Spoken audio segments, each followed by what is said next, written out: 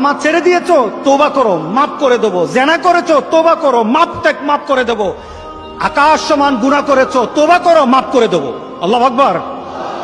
শুধু তাই নয়, আল্লাহ বলেন, বান্দা যখনই তওবা করবি তোরে আমি পছন্দ করি। এত গুনাহ করার পর তুই যখন আমার সাথে তওবা করবি, আমি তোরে পছন্দ করি। শুধু তাই নয়, আল্লাহ সুবহানাহু ওয়া তাআলা বলেন, যারা মুতাতাহহিরিন, যারা পবিত্রতা অর্জন করে, আল্লাহ তাদেরকে পছন্দ করে। আমরা পবিত্রতা অর্জন করি কি দিয়ে? উযু দিয়ে। বলেন কি দিয়ে? উযু দিয়ে।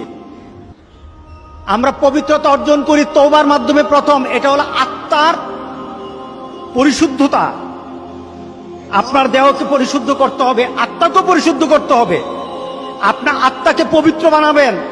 আত্মাকে পবিত্র বানাতে হলে তওবা লাগবে। এটা পানি দিয়ে হবে না, মাটি দিয়ে হবে না। আপনার আত্মাকে যদি পবিত্র করতে চান তাহলে তওবা লাগবে। কি লাগবে? তওবা।